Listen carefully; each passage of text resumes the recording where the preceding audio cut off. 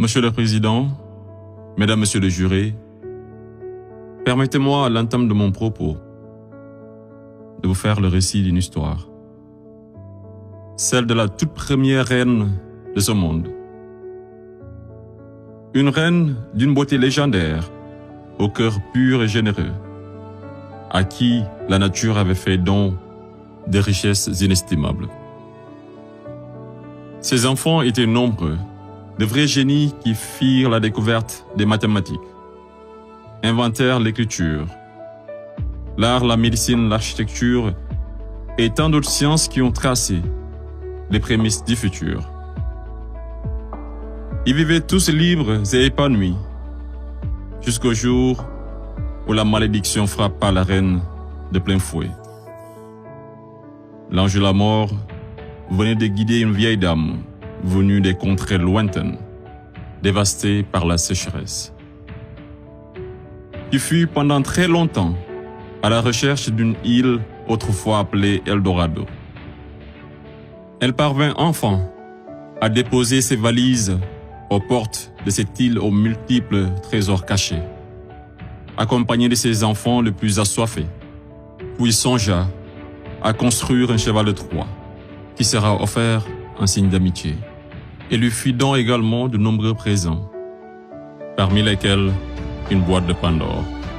Le malheur s'empara alors de ce gigantesque royaume, entraînant la chute de sa reine, la mort de certains, et l'exil d'autres des plus valeureux. Ce fut l'effondrement d'une civilisation qui aura duré des décennies, une histoire plagiée et falsifiée. Fin de l'histoire. Monsieur le Président, je mesure combien il est difficile pour un jeune avocat d'Afrique, sans aucune expérience et qui n'a nulle connaissance des affaires géopolitiques, de plaider pour la mère Afrique contre l'une des mafias les plus dangereuses au monde, la France-Afrique. Cependant, quoique trop inférieur à mes adversaires, j'ose espérer que je serai tout de même en mesure de vous exposer clairement les faits, afin que vous n'ignoriez aucune partie de l'objet sur lequel vous êtes appelés à vous prononcer. Je vous prie alors de m'écouter avec bienveillance. Mesdames, Messieurs les jurés, vous n'êtes pas sans savoir que l'Afrique a été réduite à 400 ans d'esclavage, à 250 ans de colonisation. Et aujourd'hui encore, l'Afrique est sous la domination de ces délinquants, ces va-t-en-guerre, criminels en col blanc, ces salauds et mafieux de la pire espèce. Objection! Objection rejetée. Modérez votre langage. Désolé, Monsieur le Président. Le plus grand mal de l'Afrique, je n'ai pas peur de le dire, c'est les multinationales françaises, telles qu'Areva, Bouygues, Bolloré, Total et consorts, qui se cachent souvent derrière les dirigeants français, dont elles financent les campagnes. Et en contrepartie, ces derniers sont tenus de mettre la pression sur certains dirigeants africains, qui, de peur de finir comme un Thomas Sankara, ou un Sylvanus Olympio, ou encore un Muammar Kadhafi, pour ne citer que cela, se voient contraints de leur accorder le plus gros marché, sans passer par aucun appel d'offres, sans oublier toutes les mallettes d'argent qui sont envoyées en direction de l'Élysée, pendant que les pauvres Africains crèvent de faim dans les quartiers délabrés. Et on s'étonne de voir de jeunes Africains désespérés s'embarquer sur le navire de fortune à la quête d'une vie meilleure. Et je vous assure qu'ils sont nombreux parmi ces jeunes à avoir tenté toutes les voies et moyens légaux, mais en vain. Pendant ce temps, la France et l'Union européenne se font des fortunes derrière leur business le plus lucratif, les demandes de visa Schengen, qui sont pour la plupart rejetées sans aucun motif valable. Monsieur le Président, avant que je n'oublie, permettez-moi de poser une question à la France-Afrique. Parmi tous les leaders africains morts assassinés, pouvez-vous nous citer ne serait-ce qu'un qui fut réputé un grand ami de la France? J'imagine qu'il n'y en a pas eu. Mesdames, Messieurs les jurés, je vous laisse juger. Monsieur le Président, j'accuse la France-Afrique, de crimes contre l'humanité, de crimes d'agression, de crimes économiques et d'avoir été derrière des crimes de génocide. La plupart des dirigeants français sous la Ve République me rappellent des propos d'un homme sage qui disait, je cite, « Les postes éminents rendent les grands hommes encore plus grands et les petits hommes encore plus petits. » Fin de citation. Et le pire d'entre eux, c'est ce nain assassin de Sarko. Ce trafiquant d'influence, connu pour sa mégalomanie, l'homme aux scandales multiples, Bettencourt, Tapi, Kadhafi et j'en passe. Ce criminel contre l'humanité, toujours en liberté, qui se la coule douce derrière les mélodies de la brune, alors que sa place se trouve à la haie. Vous lui direz que malgré tous ces mensonges, avec la complicité de certains médias, que le monde entier, et les Africains en particulier, connaissent toute la vérité sur les véritables raisons de l'assassinat de Kadhafi, sous les applaudissements de Bernard-Henri Lévy, et sur la chute orchestrée de Laurent Gbagbo, qui aurait commis un crime de lèse-majesté en voulant tout simplement ouvrir son pays à la concurrence internationale, en exprimant aussi sa volonté d'établir un rapport d'égal à égal avec la France, et en souhaitant revoir le contrat qui liait son pays à l'entreprise Bouygues. Bouygues, du fameux Martin Bouygues, un ami intime de Sarko, par ailleurs parrain de son fils du nom de lui, tous les deux impliqués dans le conflit ivoirien. Ce n'est pas un hasard. Mesdames, Messieurs les jurés, ai-je besoin d'en rajouter un mot pour que vous compreniez ce jeu d'échecs qui se joue sur le dos de pauvres Africains, alors qu'ils doivent tout à l'Afrique?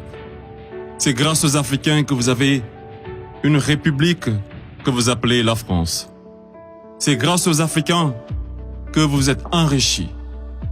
C'est grâce aux Africains que vous avez aujourd'hui votre statut de 5e puissance mondiale avec un droit de veto au sein de l'ONU. Et c'est encore grâce aux Africains que vous avez 2 Coupes du Monde à votre compteur. Qu'attendez-vous encore des Africains? Qu'on vous ramène la Lune? Ayez au moins un peu de décence et respectez les Africains, surtout les Noirs et les Arabes qui vivent en France. Monsieur le Président, je voudrais par ailleurs, et si vous me permettez de parler brièvement de la Cour pénale internationale. Il est un proverbe qui dit « Dis-moi qui tu fréquentes et je te dirai qui tu es ». Je propose de jeter un coup d'œil sur le profil des procureurs de la CPI. Commençons par l'actuel procureur de la CPI, une dame que je respecte pour 2 raisons. Pour son courage, pour avoir prouvé qu'être une femme et noire ne saurait être un obstacle à la réussite sociale, que la femme noire était capable de s'imposer partout et devant n'importe qui, et pour son combat pour la défense des droits des femmes.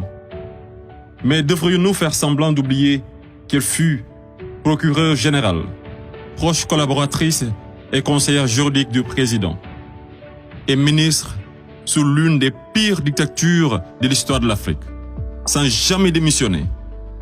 N'est-elle pas comptable de ce régime? Le premier procureur de la CPI, l'Argentin Luis Moreno Ocampo, une haute personnalité dont le nom est impliqué dans les affaires de viol, de corruption, d'abus de pouvoir. Un procureur de la CPI qui détient avec son épouse des entreprises offshore dans les paradis fiscaux des îles Vierges, de Panama et de Belize. Et c'est le même type qui aujourd'hui offre ses services aux personnalités poursuivies par la CPI afin de les aider à échapper au séjour à la haie, moyennant de grosses sommes d'argent. Et tenez-vous qu'ils sont 123 pays à avoir ratifié le traité de Rome. Et sur 10 enquêtes ouvertes, 9 sont africaines. Je me pose la question à savoir, sommes-nous dans une cour pénale internationale ou africaine? Voilà une cour qui représente pour les Occidentaux un instrument d'oppression et de domination des Africains et de leurs dirigeants. C'est pourquoi l'Afrique a besoin d'une cour pénale africaine, par les Africains, rien que pour les Africains et financée par les Africains.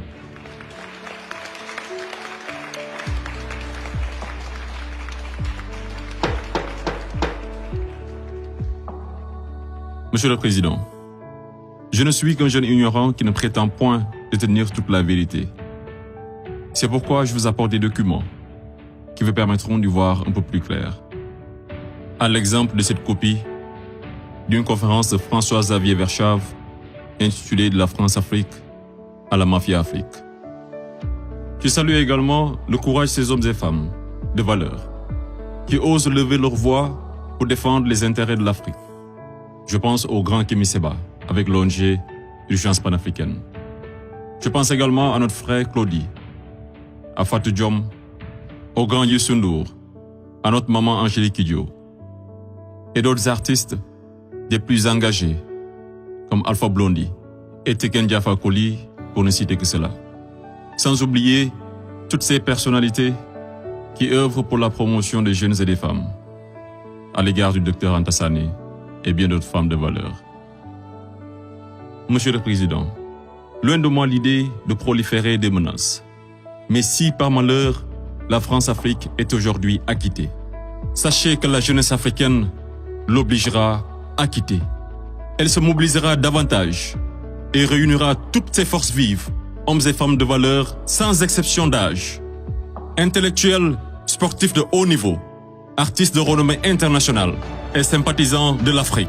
Et tous mèneront une campagne dévastatrice par tous les moyens pacifiques afin de dégager un par un ces béni-oui-oui, présidents marionnettes de la France-Afrique, en faveur de vrais leaders panafricains véridiques qui auront le courage de mettre fin à la domination de cette mafia et qui décideront de la fin de la plus grosse arnaque de l'histoire, le franc CFA.